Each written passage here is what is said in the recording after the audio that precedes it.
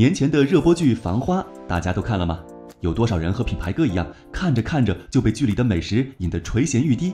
然后外卖 app 翻了个遍，也没找到一份像样的排骨年糕，最后只能翻出冰箱里的小菜，勉强来了份宝总同款泡饭，但又因为少了碟最重要的腐乳而缺了不少滋味。说起来，腐乳似乎是一个颇为小众的佐餐调料，大家喜欢腐乳吗？喜欢扣1，不喜欢扣2。这种由豆腐发酵的小菜，或红或白，用途广泛且物美价廉，配白粥味美，配火锅鲜甜。腐乳可划分为红方、青方、白方3大类，其中青方以臭名远扬，也叫臭豆腐乳。今天咱们要聊的品牌，就是从这一块青方臭豆腐乳起家，最终成为腐乳大王的王致和。相传王致和出生于安徽省仙源县，家里祖祖辈辈都经营豆腐生意。到了他这一代，其父亲王怀聚讲究刑不上大夫，对读书功名有至上的执念，便从不让王致和插手豆腐生意，只让他一心求学。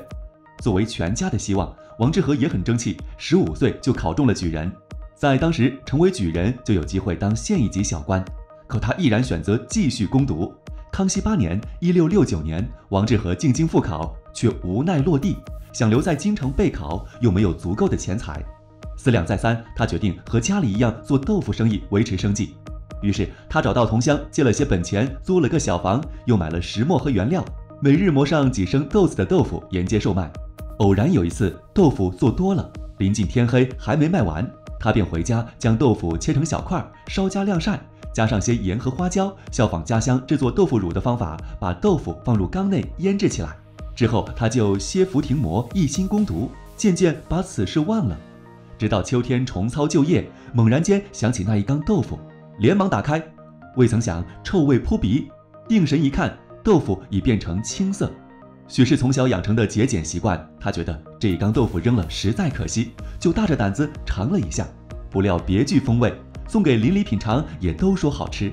于是他从卖豆腐变成了卖臭豆腐，生意越做越好，最后索性放弃了做官这条路，一心一意经营臭豆腐生意。康熙17年（1678年），王致和在延寿寺街路西开设作坊，竖起了王致和南酱园的招牌。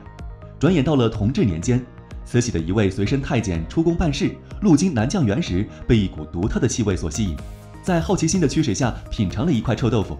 此时，王致和臭豆腐的产品工艺已历经近200年的传承与改革，闻起来只是略带臭味，但吃起来是真香。于是，小太监买了一坛子带回宫中。想的是老佛爷吃惯了山珍海味，没准这另辟蹊径的民间臭豆腐能得到青睐。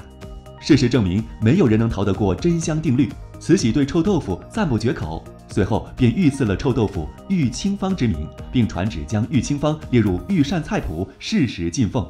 有了慈禧的代言，王致和臭豆腐在京城声名鹊起，食客接踵而至，其中就有孙家鼐、鲁其光2位大佬，前者是清末状元兼北大第1任校长，后者是清代著名书法家。尤其是孙家鼐，在吃过臭豆腐后对其赞不绝口，亲自写了2幅藏头对联，一幅曰：治君美味传千里，合我天机养寸心。另一幅曰：酱配龙盘调芍药，圆开鸡直终芙蓉，送给王致和。之后王致和的生意越做越大，臭豆腐从京城卖到东北，又从东北下到西北，扩大到华北各地。只是好景不长，时间来到1912年，时代正在发生翻天覆地的变化，大风大浪下，王致和也难逃盛极而衰的命运。当时王致和已不再由王致和的子孙经营，而是倒卖给了一个叫何秉银的盐商。后来何秉银做生意赔了钱，又把王致和卖给了一个叫王宗林的人。之后王致和又被数度转手，直到解放前，这家100年酱园都处在半死不活的僵持状态中。好在解放的号角很快吹响，勉强活下来的也差不多是在这一时期，王致和开始了标准化生产。到了90年代，王致和又率先采用瓶装腐乳生产的直接工艺，实现了腐乳产业生产发展史上的一次变革。那时候王致和的定位是上得去海味楼的外楼，下得去3餐小饭桌。这段时日某种程度上也是王致和的一场自救运动。作为老字号，从计划经济向市场经济过渡，困难太多了。独家经营的局面被打破，同行厂商的崛起，粮价的上涨，成本大幅度上升。王致和的利率曾一度降到2%，几乎是亏损状态。还好，用改革进行自救规范生产标准，厂子终于还是驶入了正轨。这期间，王致和也不止一次得到国家领导人的推荐。1972年尼克松访华，周恩来亲自宴请他，席间上的小菜中就有一道叫王致和臭豆腐。最早的时候，缅甸总理奈温将军来到中国，周恩来设宴款待时推荐的菜品中也有同款豆腐。后来奈温回缅甸时，兜里还揣着2罐王致和。如今就整个腐乳行业的发展来看，遍布各地的腐乳企业极度分散，资本集中化程度不高。据2023腐乳分析报告显示，在华北地区，王致和腐乳的市占率较高，但在华东地区，咸亨股份则领先于其他品牌。来看北方，毫无疑问，北方腐乳的代表一定是王致和。前面我们说过，腐乳分为红方、白方、青方3类，其中王致和代表的便是北方人最爱的青方。青方其实诞生最晚，制作方法也与红方、白方不同，主要以黄姜水和盐硝作为催化剂。黄姜水就是制作豆腐后剩下的浅黄色的液体，其中含有大量水溶性的蛋白质和糖类，但因为极易腐败变质，所以常常被视作废水。盐硝则是硝酸钠，是一种盐碱地区的常见矿物，有毒性，也是强氧化剂。制作青方的过程说复杂不复杂，就是在豆腐发酵过程中不停添加黄姜水和微量盐硝。黄姜水为豆腐发酵提供更多原材料，加快菌群代谢速度；盐硝则促使豆腐里的有机物快速氧化，并抑制杂菌滋生，最终促成了异味浓重、发酵更彻底的青方的诞生。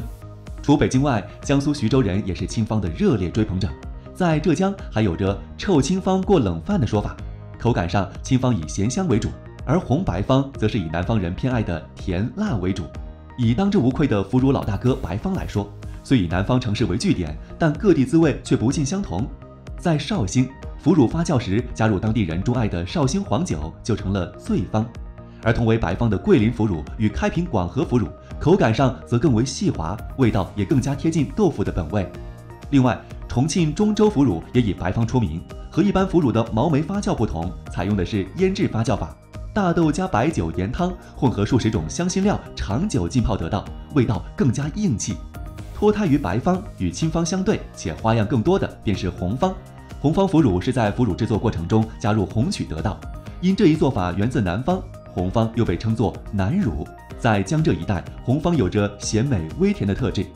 开水泡上1碗饭，加上1小块腐乳，趁着口腔里咸鲜四溢，赶紧扒上2口饭。这应该是不少包邮区同学从小享用腐乳的方式吧。